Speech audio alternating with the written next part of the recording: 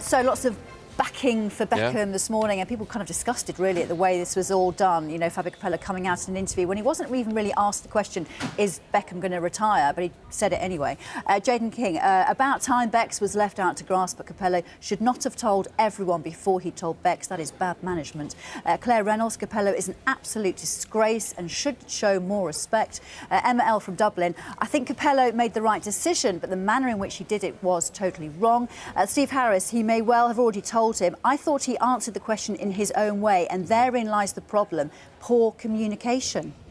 Yeah, and that's echoed by what I'm getting in this morning. Basically, people saying that, you know, I think he deserved to be able to say goodbye without them announcing it first. Absolutely. And is that communication an issue? You know, if he can't communicate with the media properly or recognise the questions they're asking him to give the right answer, is he doing the same to the players, not really getting his point across in the dressing room? Is that where it's all going wrong? Charlotte, what have you got? Got some comments on Tony Blair's book. We were just talking about it. He's about to go on a book signing tour. Judy Ross in Bristol says, I'm 75. I wouldn't touch Blair's book. He's a disgrace and should be prosecuted for his war crimes. John Maxwell, I wouldn't buy or contribute towards Blair's biography out of principle. Naz said, I'd rather buy a book from yourselves than Tony Blair. The pages in his book... Well, actually, funny you should say that, Naz. My best-selling autobiography. Actually. What? My little brother's reading your book at the moment. Yes. Well, there you are. I see that. There you are. Not sure why. Probably out of print got now. insomnia. It's time for another one. Yeah. Naz does finish that comment by saying his book won't be worthy as being used as toilet paper. Marco, however, says, I'd love a copy of Tony Blair's book. The book might be interesting. Have we got any time for breastfeeding ones, or do you want those later? I've always got time for breastfeeding. Let's feed those. We'll fit those ones in as well. Adrian, he lives in Spain and he sees Spanish women breastfeeding in the local supermarket. He says no one bats an eyelid there, but Jo Kwong says she disagrees. She says, I'm a mother who never did that. Going to the toilet is perfectly natural, but we don't do that in public. Oh, I know, I agree. I used to really hate that. Up the jumper, down the jumper, up the jumper. Oh, no, I couldn't. I was great when I got the bottles out. Lucy. I can't comment on this, by the way. No, I wasn't going to ask you to. I was just going to ask you about the weather picture for the day ahead. What a relief. Well, it's raining again. I don't know what else to say. Summer should be far from over. We're in the middle of August, but it's feeling more like autumn. I've got the details for you now. Scottish Highlands. Tonight looks like being a good night for star spotters. Clear skies means that we'll get our best view of the annual Perseid meteor shower for years. Scientists say 11 p.m. will be the peak time to see the shooting stars. They're caused by the Earth passing through particles shed by the Swift-Tuttle comet. Have you ever seen shooting stars? I don't think I have, no. Yeah, it can be quite scary if you see a lot of them. Because it looks like aliens invading, Well, I firing will try phasers and whatever. to stay awake to watch this evening. I think it might be quite a spectacle. At least we're warned in advance what all that is. Charlotte brings you a rundown of what else is happening. Thanks, Eamon.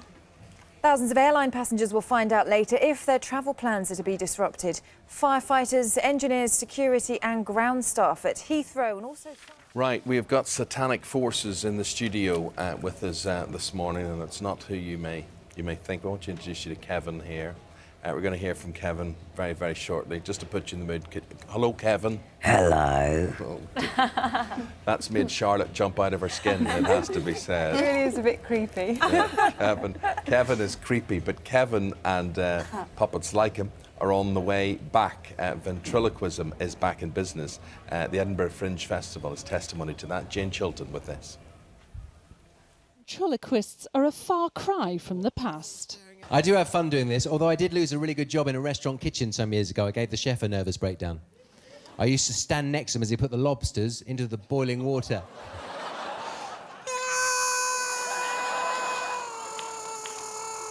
The golden age of ventriloquism died in the late 80s. It seemed passé compared to new cutting-edge comics such as The Young Ones and Ben Elton. Could I possibly come out the box? Yes, right, fine. Come on. Do you mind the foot is stuck? Yes. People's tastes changed, television changed, and it just became out of fashion. And it's now coming back into fashion because there are better people doing it, and doing it with a bit more of an edge and making it real, even though it's totally not real. It's a lot of old nonsense. What is it? It's just something that they made for you to sit on. It couldn't look less like a tree. More comics are reaching for puppets and finding new audiences, reflected at this year's Edinburgh Fringe. Maybe YouTube helped. I don't know. I don't know, but the audiences seem to be very responsive to puppets. Yeah. Everyone loves a puppet. It's just the idiot who stands there not moving his mouth. That's the Crogland deer. We don't need you. Those already in on the act hope the resurgence of puppets will generate a new golden age for ventriloquism. Sam, that was great. I'm just going to get this microphone off you. Wait, what are you steady on? Oh, Marley. Sorry about that. That's all right. This is Jane Chilton for Sky News, Edinburgh. Well, you think that's amazing. Let's now find out what Kevin thinks of that revival. What do you think of what you saw there, Kevin? I think it's awesome. Awesome, absolutely awesome. Kevin's handler, if that's the appropriate term, is Donna Marie Walton there. Donna Marie's 22 years of age, and you're fulfilling a lifetime ambition because as a little child, you wanted to do this. Yeah, I've always done it since age 5. Since age 5, everything used to talk. And at about age 8, my mum bought me my first puppet. And so my lips stopped moving, and I've just performed since then. Well, that is incredible. There wouldn't be too many girls. You're always used to blokes doing this in bygone days, and we were saying in that report it's gone away. It's a bit of a revival. Did it ever go away in your view? I didn't see that many ventriloquists. I saw my first one when I was 10, and they are a bit sparse, but I think recently there are more and more. I mean, if you look at Jeff Dunham and Terry Fater, and I think Strasma's still around as well. But they're not on the telly, really. I mean, No. to get on the telly now and to pull in the crowds, what would people like Kevin, I mean, obviously he's satanic, a bit evil, and his eyes light up there. What would Kevin have to do, increasingly, to get on the telly? I think he'd have to be a bit more edgy and a bit more near to the knuckle, because I think that's what people are liking these days. Ventriloquism always used to be very family orientated and very child friendly, and I just think with the new wave of ventriloquism they are getting a bit more edgy because the puppet can say things that you can't. Oh yes, I'd love one of those. I'd love Kevin to sit beside me in the morning. You ever had the devil on your knee, Jacqueline?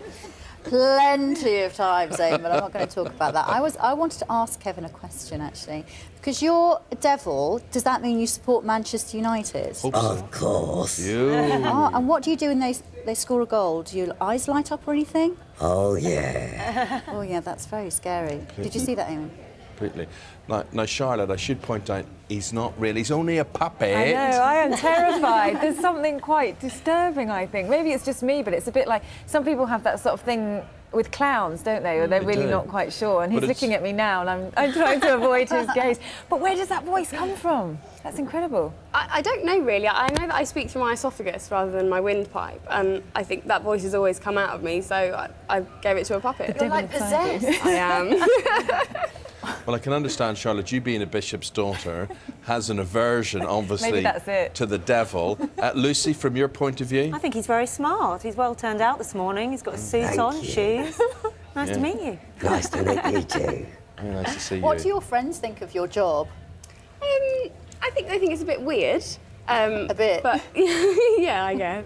I've always done it really though, so it's just part of me, and so I think my friends just accept that really. Is Kevin your only special friend, or do you have some more? In a box. In the box, yeah. I have some more. I have 2 monkeys called Louie and Susie, and an orangutan called Hubert, and a little boy called Nigel. Oh, They've got brilliant names, haven't they? Thank you. Kevin, Nigel.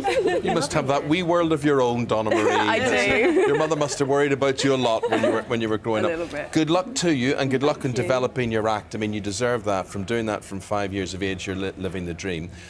Kevin, have you ever read the sports news?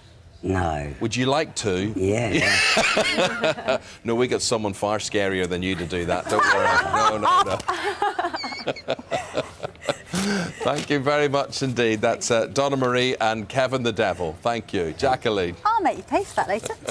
Fabio Capello might have ended the international career of former England captain David Beckham, but he desperately needed his stand-in skipper Stephen Gerrard last night. Amy thinks that's very funny. The midfielder scoring on David Beckham. Most of you completely disgusted at the way he was treated. Yeah, OK. Charlotte, what have you got to say? People worried about the airstrikes, actually, the prospect of them. There's going to be a result of the vote today. Andy in Clevedon says, how dare BAA staff even consider striking at such a crucial time, holding the British to ransom again. A million work their fingers to the bone to be able to enjoy a holiday abroad, and a strike would disrupt so many. They should be grateful they've got jobs, he says. Wayne Coulter says they're their own worst enemy. It's another reason for people not to fly. Mike Allen says airports should be classed as a critical national infrastructure service. They shouldn't be allowed to strike, basically. And on Tony Blair's book, Gina Haddo will be buying it. She thinks it'll be a good read. But Paul in London says, would I want one? How thick is it, he asks. I've got a table where one leg is 1 1/8 inch shorter than the other 3. Very witty, very funny. He could get part of an act with Donna Marie here, couldn't he? With that. Your weather picture as we get into Thursday, what have you got, Lucy?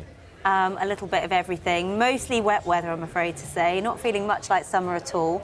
That sets the theme for the rest of the week. We've got to wait until Sunday before things dry up.